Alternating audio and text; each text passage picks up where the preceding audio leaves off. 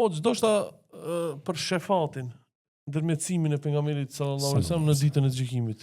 Pejgamberi alayhi salatu wassalam që vërtet është një privilegj shumë i madh për neve që për pejgamber Allahu na ka thënë Muhammedin alayhi salatu wassalam. Alhamdulillah, sallallahu alaihi wasallam. Wallahi për atë kush e kupton Islamin prej rrajve nga esenca vërtet ka me dash pejgamberin alayhi salatu wassalam më shumë se vetveten. Kush e kupton? Se ka prej muslimanëve hala se kanë arrit këtë gradë. Ti thush ti duhesh me dash pejgamberin më shumë se vetveten. Çka të folti. Po ai ka qenë dhe është sebeb shkak kryesor pas Allahu dhul xhelal që neve jemi musliman. Ai është sebeb edhe shkak kryesor pas Allahu dhul xhelal që ti si musliman të hyj në xhennet. Pas ti shkon pejgamberi alayhi salatu wassalam.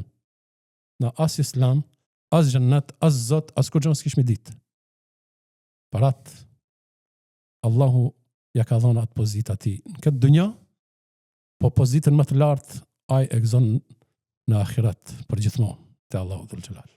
Andaj njerëzit kur dalin mahshar për llogari para Zotit, do thotë që është e papërshkruar edhe ajo.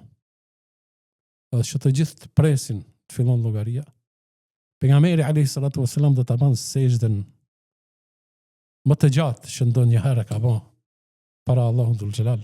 Ditën e gjykimit. Po, ditën e gjykimit që kërkon prej Allahu dhul xhelal që të fillon gjykimi. Aq gjatë sa që Allahu do t'i thotë ngritu o Muhammed, ngritu se mjaft. Atëherë, kjo është shefati i parë që e bën pejgamberi alayhi salatu wassalam, ndërmjetësimi i parë që e bën për krejt njerëzit, që atë ndërmjetësim nuk e gëzon asnjë profet tjetër, asnjë pejgamber tjetër. Edhe fillon gjykimi. Shefati tjetër që secili pejgamber do të lutet te Zoti për ummetin e vet. Ummeti, populli im, ummeti jam. Gjithashtu edhe Muhammedi alayhi salatu wassalam që e ka dertin dhe gajlen e ummetit të vet. Sidomos për ata që kanë qenë gjunaqar. Që, do thot, nuk e kanë përfill islamin sa duhet, apo obligimet e islamit ndaj Allahu dhul xhelal. E që pejgamberit alayhi salatu wassalam do t'ju jepet mundësia nga ana e Zotit, me lejen e Zotit. Nuk ndodh kur gjë, do thot atëherë pa lejen e Allahut.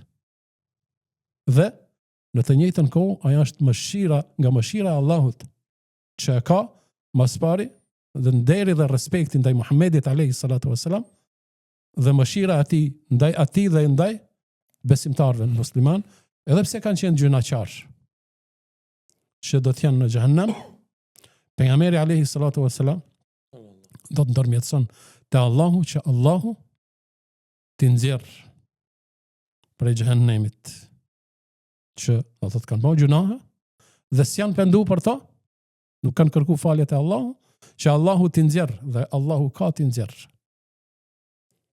Numri sa është Allahu e din. Është shumë i madh. Po kretë atë respekt Allahu e ban për pejgamberin alayhi salatu wassalam. Pasandaj mos me dash pejgamberin më shumë se vetveten. Kjo është dobësi. Çish me fitu shefatin mos. Çka duhet më bëj? Shefatin, domethënë, kretë ajo që u tha deri më tash, duke bën punë të mira, duke i përfill urdhat e Zotit, duke qëndru në rrugën e Allahut, duke u lutur te Zoti, duke shpresu në mëshirën e madhe të Allahut dhul xhelal, duke praktiku atë që ka praktiku pejgamberi alayhi salatu wassalam, dhe atë që ka udhëzuar që të praktikohet, sallallahu alaihi wasallam. Çka po don tjetër? Sallallahu alayhi salatu wassalam. Allahumma salli ala Muhammedin wa ala ali Muhammed kama sallaita ala Ibrahime wa ala ali Ibrahime innaka Hamidun Majid. Dashur një salavat atë nga podcast. Allah shpërbleft.